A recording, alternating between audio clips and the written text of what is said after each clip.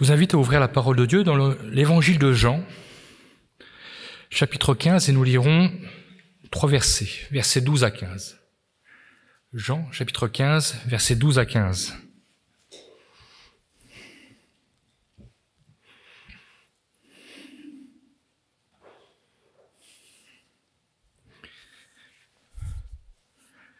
C'est ici mon commandement, aimez-vous les uns les autres comme je vous ai aimés. Il n'y a pas de plus grand amour que de donner sa vie pour ses amis. Vous êtes mes amis, si vous faites ce que je vous commande. Je ne vous appelle plus serviteur parce que le serviteur ne sait pas ce que fait son maître, mais je vous ai appelé ami parce que je vous ai fait connaître tout ce que j'ai appris de mon Père. Amen. J'aimerais relire avec vous le verset 14. Jésus dit, « Vous êtes mes amis, si vous faites ce que je vous commande. » Cet après-midi, je voudrais vous poser une question, ou plutôt 2 questions. Avez-vous beaucoup d'amis? Ou encore, avez-vous de vrais amis? Nombreux dans ce monde aujourd'hui déclarent n'avoir pas d'amis, ou en avoir très peu. Et nombreux se sentent isolés, en mal d'amis, parce qu'ils se disent ne pas avoir d'amis. Et bien souvent, se sentir isolé conduit à la dépression. Et je voudrais vous dire qu'un ami est une personne sur qui l'on peut compter. Quand tout va bien, ça c'est facile, mais surtout quand tout va mal. C'est surtout dans ces moments précis que l'on peut analyser rapidement ceux pour qui l'on compte vraiment. Dans notre parcours dans la société, depuis que nous sommes nés, nous avons, dès notre enfance, fait des rencontres, entretenu des amitiés plus ou moins longues. À l'école, on parle d'amis d'enfance, mais combien en reste-t-il de ces amis d'enfance? Une fois entré dans la vie active, au collège aussi, on parle au lycée, à la fac, on parle de ces amis qui, pour un certain temps, de longues années, nous avons eu des points communs, des aspirations communes, nous partagions des mêmes passions, des mêmes intérêts.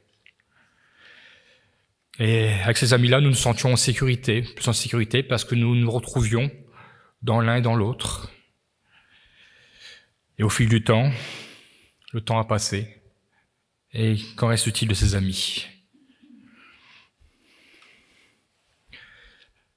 Aujourd'hui, nous sommes dans la vie active, nous découvrons encore d'autres personnes, nous nous lions d'amitié avec des collègues de travail. Et quand un changement d'entreprise intervient, là encore, il y a la séparation, nous les perdons de vue. Et que reste-t-il de ces belles amitiés? Étaient-ce vraiment des amitiés profondes, des amitiés véritables?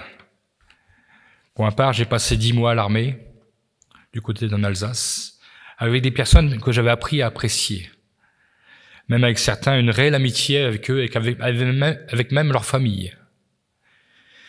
Et j'avais été invité chez eux, même à coucher, on avait passé du temps ensemble. Mais avec le temps, je les ai tous perdus de vue. La distance entre nous, nos choix de vie, ont fait que nous avons chacun tracé notre route. Parfois, il m'arrive d'essayer de regarder et de reprendre contact avec certains, mais pas de réponse. Le temps a eu raison de notre amitié. Et combien ainsi se retrouvent seuls, désespérés d'être seuls. Aujourd'hui, certains pourraient parler d'amis politiques, dans les familles politiques, mais bien souvent nous découvrons qu'il leur en faut peu pour retourner leur veste et les amis d'hier sont devenus des ennemis d'aujourd'hui. D'autres ont choisi de faire des activités afin aussi d'avoir des amis avec des personnes ayant les mêmes passions. On parlera d'amis de chasse, d'amis de sport, les mêmes intérêts, les mêmes partages, une réelle passion. Seront-ils là, tous ces amis, quand la maladie frappera ou quand un problème financier apparaîtra? Est-ce que ces amis répondront présents? Un homme du nom de Mark Zuckerberg, ce nom vous dit sûrement quelque chose, a su tirer profit de cette société en mal d'amis. Il a créé un site internet permettant à chacun de se créer un groupe d'amis, des amis virtuels.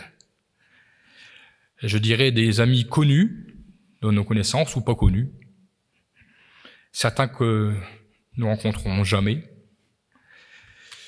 donnant ainsi l'impression que nous ne sommes pas seuls, mais nous avons des amis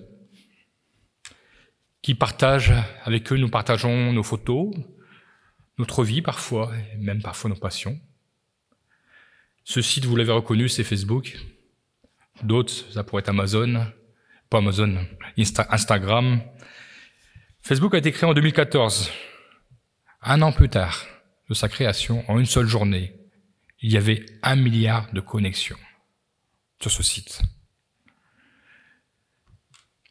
avec des amis virtuels. Aujourd'hui, cette plateforme a dépassé bien ses limites et est utilisée à toute fin de débat, que ce soit sur le plan politique, juridique, économique, social, sportif et je dirais même religieux. Ce site a une telle influence sur la vie sociale de ses utilisateurs qu'on se demande même s'il y a des limites dans l'utilisation des données. On est même venu sur ces sites à banaliser la haine, à autoriser les insultes. Pour ces sites de réseaux sociaux, les enfants, les ados, je dirais auxquels il faut faire très attention, sont entrés dans de grandes dépressions, car des faits de leur vie intime ont été portés par ces soi-disant amis qu'ils avaient sur ces réseaux. Certains seront allés même jusqu'au suicide. Et pourtant, on pourrait dire qu'ils avaient tellement d'amis. Ils se sont retrouvés tout seuls. On dit souvent que les véritables amis se comptent sur les doigts d'une main. Comment décrire un véritable ami ? Un véritable ami, c'est celui qui ne vous dira pas que vous avez toujours raison. Et celui qui saura vous dire que vous êtes en danger quand vous faites les mauvais choix. C'est quelqu'un qui parfois se fâchera peut-être même pour faire en sorte de ne pas vous perdre comme ami. Peut-être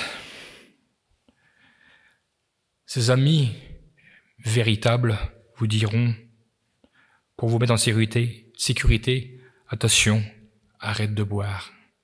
Attention, ne te lie pas d'amitié avec n'importe qui. Parfois, ces véritables amis nous voudront nous préserver du malheur. Le véritable ami tient à vous, tient à nous, tout simplement parce qu'il nous aime. Il ne veut pas nous voir nous perdre. Le mot ami est de la même famille que le verbe aimer. Aimer, je ne dirais pas le titre d'une parole de chanson, sans attendre rien en retour. Aimer naturellement, sans chercher d'explication. Aimer, c'est tenir à l'autre, considérer l'autre. Jésus, s'adressant à ses disciples, dans notre texte, reprendra ce commandement précieux. Aimez-vous les uns les autres. Et il rajoutera, comme je vous ai aimé. Cet après-midi, je voudrais vous dire, simplement, et ce sera le titre de mon message, vous avez une nouvelle demande d'amis. Et cette demande est des plus précieuses et des plus sérieuses. Cette demande n'a pas été envoyée par Facebook, je vous rassure. Mais elle a été envoyée bien avant cela, à tous les hommes. Elle est partie de la croix de Golgotha, sur une colline à l'extérieur de Jérusalem. Peut-être me direz-vous, bien sûr, sur la croix de Golgotha, vous avez reconnu, c'est Jésus qui vous a envoyé cette demande d'amis. Mais peut-être me direz-vous, Jésus, dans ce texte, s'adressait à ses disciples. Mais que dit-il au verset 13 ? Il n'y a pas de plus grand amour que de donner sa vie pour ses amis.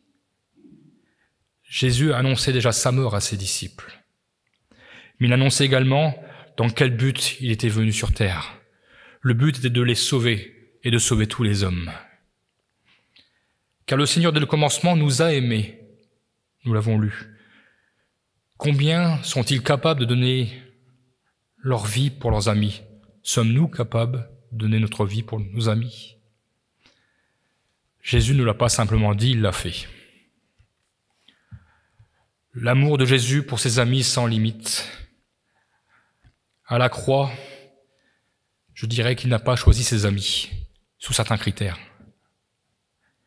Il n'a pas regardé à notre apparence. Il n'a pas regardé à notre rang social. Il n'a pas regardé non plus à notre popularité, à la couleur de notre peau, à notre intelligence. La parole de Dieu nous dira même dans Matthieu chapitre 11, verset 19, que Jésus était l'ami des publicains et des gens de mauvaise vie. Les publicains, c'était ceux qui étaient choisis pour collecter les impôts, les taxes pour l'Empire romain. Ces publicains étaient ennemis du peuple. Ils étaient en Israël, tous ces publicains, haïs par le peuple, parce qu'ils étaient, au temps de la guerre, on aurait dit que c'était des collabos. Mais Jésus ne les rejetait pas. Matthieu, d'ailleurs, était un publicain avant de rencontrer Jésus. Il a trouvé en Jésus un ami véritable. Jésus n'a pas conforté Matthieu dans sa façon de vivre. Il lui a montré en tant qu'ami véritable comment il devait maintenant choisir sa nouvelle vie. Matthieu, nous le savons, deviendra un des disciples de Jésus. Il ne collectera plus les impôts, mais suivra Jésus. Les gens de mauvaise vie, tout comme Matthieu, n'avaient certainement pas beaucoup d'amis parce qu'ils étaient rejetés par la société. Les actions engagées auprès du peuple engendraient de la haine. Les gens de mauvaise vie n'étaient pas considérés, bien sûr, par le peuple. Mais Jésus leur a tendu la main. Et Jésus ne leur a pas tendu la main pour les conforter dans leurs mauvais choix, dans leurs vices ou dans leurs péchés. Mais Jésus leur a tendu la main pour les sauver. Marc chapitre 2, verset 17. Jésus répondra à tous ces hommes et ces femmes qui l'accusaient de manger avec les publicains et les gens de mauvaise vie. Il répondra, Jésus, ce ne sont pas ceux qui se portent bien qui ont besoin de médecins, mais les malades. Je ne suis pas venu appeler les justes, mais des pécheurs. Jésus ne dira jamais « Continuez à vivre dans vos vices », mais il vous dira « Je suis ton ami ». Un ami qui veut t'aider à changer de vie. Un ami qui vous dira « Abandonne ton péché ». Cet ami vous dira « J'ai porté ton péché à la croix. Je peux effacer ton péché. Accepte de me suivre et de devenir mon ami. » Dans sa demande d'ami, envoyée par Jésus, nous pourrions trouver un verset central de toute la miséricorde de Dieu et de son amour. Jean 3,16 nous montre l'immensité de l'amour de Dieu et de Jésus, et comment il a accepté de devenir l'ami de tous les hommes. Ce verset, nous le connaissons par cœur pour ceux qui cheminent avec Dieu depuis un certain temps. « Car Dieu a tant aimé le monde qu'il a donné son Fils unique, afin que quiconque croit en lui ne périsse pas, mais qu'il ait la vie éternelle. » Et il rajoute, « Dieu en effet n'a pas envoyé son Fils dans le monde pour qu'il juge le monde. » Donc il n'est pas venu pour juger les gens de mauvaise vie, ni les publicains, mais pour que le monde soit sauvé par lui. Il est venu pour les sauver. Jésus, lui, sans péché, aurait pu, sans aucun doute, juger tous ces gens de mauvaise vie, lui qui était juste. Il aurait même pu mettre le doigt sur leurs péchés. Il aurait pu leur dire qu'il ne pouvait pas les prendre comme amis. Mais la grâce de Dieu est tout autre. Jésus accomplit cet acte d'amour à la croix pour tous les hommes. Il ne veut pas simplement être votre ami sur cette terre, mais il veut vous emmener beaucoup plus loin. Il veut vous emmener dans l'éternité. Jésus, quand il veut devenir un ami, notre ami, c'est jusque dans l'éternité. Et quelle éternité? Une éternité où il n'y aura plus de souffrance ni de douleur, mais nous serons avec notre ami Jésus pour toujours. Je dirais, Jésus nous a tellement bien compris. Lui qui nous voyait nous égarer dans notre péché, dans cette voie sans issue. Il nous a appelés à être son ami. Jésus est un ami qui sait dire les choses, un ami qui nous aime véritablement. Il y a un type de film, une fiction, dont le titre est « Harry, un ami qui vous veut du bien ». Là, je vous dirais, ce n'est qu'un film. Mais je peux vous dire, Jésus est un ami qui vous veut du bien, et là, c'est une réalité. Jésus cherchera toujours votre bien. La demande a été envoyée, allez-vous l'accepter? Allez-vous faire confiance à votre nouvel ami? Allez-vous lui ouvrir la porte de votre cœur? Peut-être, cet après-midi, vous vous dites, je ne mérite pas d'être l'ami de Jésus. Je ne suis pas bon, j'ai trop péché. Pourquoi s'occuperait-il de moi?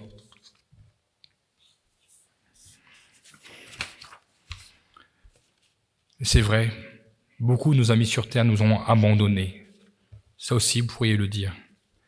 Quand tout va bien, nous avons beaucoup d'amis. Certains même se flattent d'avoir de véritables amis. Je connais des personnes qui me répétaient sans cesse qu'ils avaient tellement ces véritables amis. Ils faisaient des repas ensemble.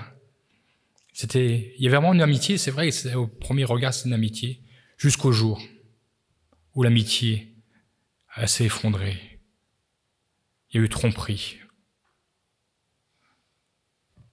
Le mari est parti avec la femme de l'autre. Voilà ce qui est le résultat de ces véritables amis, soi-disant, sur le papier. Et oui, parfois, et après, les vies sont brisées. Après, non seulement les vies sont brisées, mais la confiance est perdue. Il est difficile de redonner de la confiance à des amis. Mais Jésus est un véritable ami. Il est fidèle.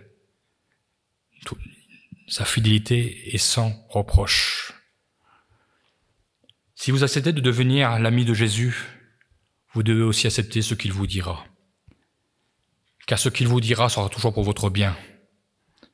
Jean 15, 14, « Vous êtes mes amis si vous faites ce que je vous commande. » Lui seul sait ce qui est bon pour nous. Il est cet ami qui ne désire pas une simple relation d'amis, mais il veut une relation intime. Il veut être le confident, le jour comme de nuit. Il n'a pas peur d'être dérangé. Il répondra toujours présent quand vous l'appellerez. Il ne vous dira jamais « débrouille-toi, gère ta vie », mais il vous dira « lis ma parole, écoute ce que je vais te dire, demande-moi ce que tu as besoin, et je te montrerai ce que tu as véritablement besoin. » Parce que Jésus nous connaît parfaitement. Il saura aussi vous dire « non », mais cela sera pour votre salut. En acceptant la demande d'amis de Jésus, vous perdrez peut-être des amis qui vous suivent par intérêt. Accepter Jésus, c'est accepter de ne plus être seul. C'est accepter de se confier. C'est accepter de vouloir vivre une vie nouvelle, pleine de promesses. Vous vous confierez à Jésus et Jésus, par sa parole, se confiera à vous. Ce n'est pas... Lorsque nous parlons avec Jésus, ce n'est pas un monologue, c'est un dialogue. Nous parlons d'amis à amis. Au verset 15, Jésus dira « Je vous ai appelé amis parce que je vous ai fait connaître tout ce que j'ai appris de mon Père. » Donc lorsque nous acceptons d'être l'ami de Jésus, nous apprenons tout ce que Jésus sait de son Père. Il veut nous révéler les secrets les plus enfouis dans la parole de Dieu. Plus la relation sera intime avec Jésus, notre Seigneur, plus nous découvrirons la magnificence de notre Dieu. En acceptant Jésus, vous n'entrez pas dans un réseau social, mais vous entrez dans le réseau de tous les amis de Jésus, de tous ceux qui ont compris et qui ont accepté la demande d'amis de Jésus. Tous ceux qui ont accepté Jésus comme ami pourront vous dire cet après-midi, c'est la meilleure chose que nous avons faite. C'est un ami incomparable. C'est un ami avec tellement d'empathie, de compassion, de miséricorde. Un ami qui sait écouter, qui prend le temps d'écouter et qui sait aussi répondre. Ils vous diront aussi, tous ceux qui ont expérimenté la grâce de Dieu en recevant Jésus comme ami, quand je passe des moments difficiles, toujours il a une parole de consolation, une parole réconfortante. Et quand je passe par la maladie, Jésus me dit, je peux te guérir. Quand je lui parle de mes enfants, de ma famille, il me dira, je peux m'en occuper aussi. Parle-leur de moi. Dis-leur que je veux être leur ami, comme je suis ton ami. Cet après-midi, Jésus ne vous demande pas de mettre un cœur ou un pouce pour approuver ou pour vous dire que vous aimez le message d'invitation. Il ne fonctionne pas comme fonctionne ce monde. Simplement, il vous demande d'accepter sa demande d'amis par une simple prière.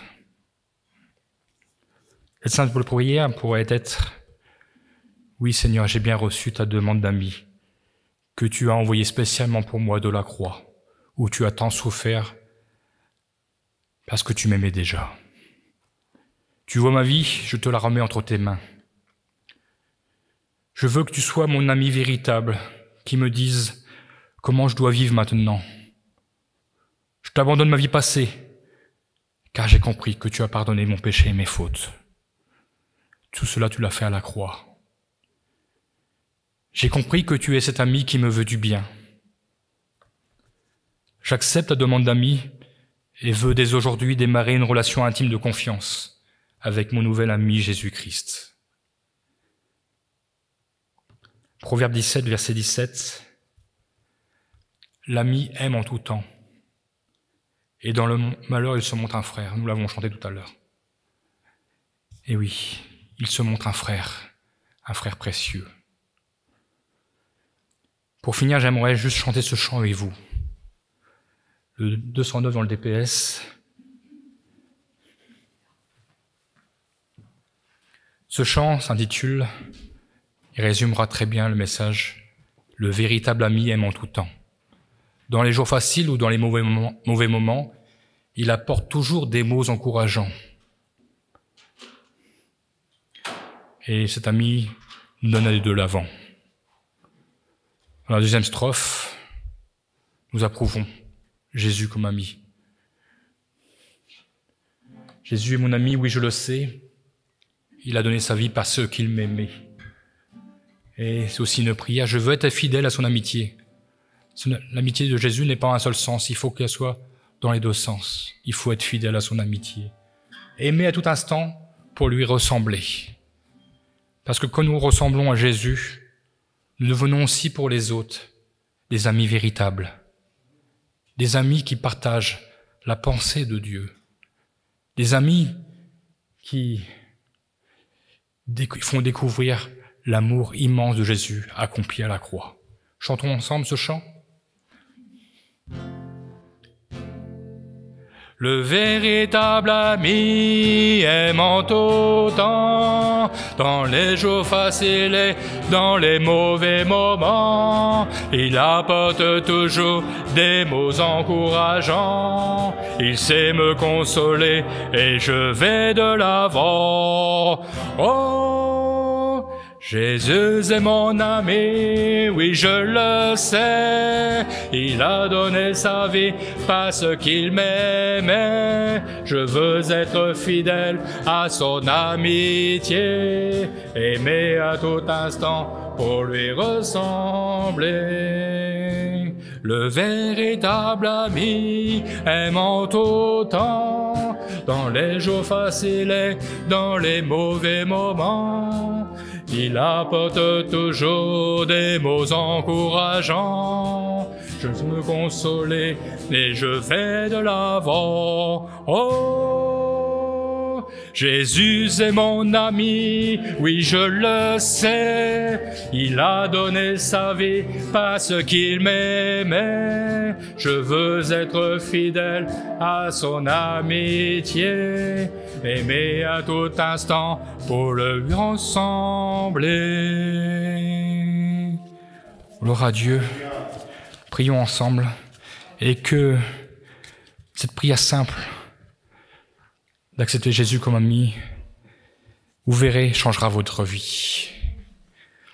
Vous ouvrira non seulement la porte de la grâce, mais vous entrez dans l'éternité avec Jésus. Merci Seigneur mon Dieu parce que nous t'avons rencontré, nous t'avons connu comme ami. Et aujourd'hui nous sommes heureux d'être ton ami. Tu es un ami véritable, plein de compassion.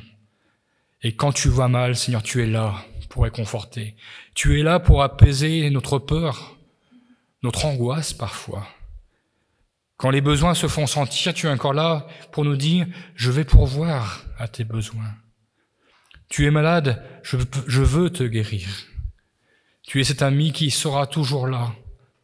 Nous ne sommes plus jamais seuls parce que tu nous accompagnes jour après jour. C'est vrai, Seigneur mon Dieu, tu as tout accompli à la croix. Tu avais choisi la croix.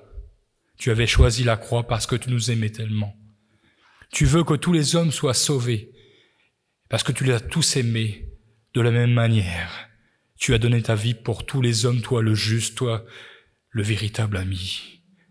Oui, Seigneur mon Dieu, nous voulons entretenir cette relation d'amitié avec toi. Nous voulons propager, Seigneur mon Dieu, ce que nous avons reçu de toi. Te ressembler, c'est vrai, Seigneur mon Dieu. C'est un grand projet. Parce que, Seigneur mon Dieu, tu étais parfait. Tu étais juste. Nous sommes avec nos défauts. Mais, Seigneur mon Dieu, nous cherchons jour après jour à progresser avec toi parce que nous avons un bel exemple devant nous en la personne de Jésus-Christ. Tu nous as montré comment vivre. Tu nous montres comment vivre par ta parole. Ta parole est une source de richesse, une source de promesses, une source de bénédiction. Tu es cet ami qui nous enseigne, tu es cet ami qui nous conduit, tu es cet ami qui nous attend dans ton ciel de gloire. Et c'est vrai, tu nous as déjà réservé une place pour nous qui t'avons accepté comme amis, et nous savons que tu nous as laissé cette belle espérance. Un jour nous serons avec notre ami dans l'éternité. Il n'y a pas de virtuel avec toi. C'est une connexion par la prière que nous voulons avec toi. Une véritable connexion. Nous voulons entrer dans cette intimité étroite avec toi. Comme nous parlons à un frère, comme nous parlons à un ami précieux. Oui, Jésus, cet après-midi, reçois les demandes. Accepte, Seigneur mon Dieu, que Jésus, des cœurs s'ouvrent à toi, Seigneur mon Dieu. Parle au cœur, Seigneur mon Dieu, et que des cœurs s'ouvrent à toi, Seigneur mon Dieu. Que tes demandes soient acceptées, que ton nom soit glorifié. Amen, Jésus.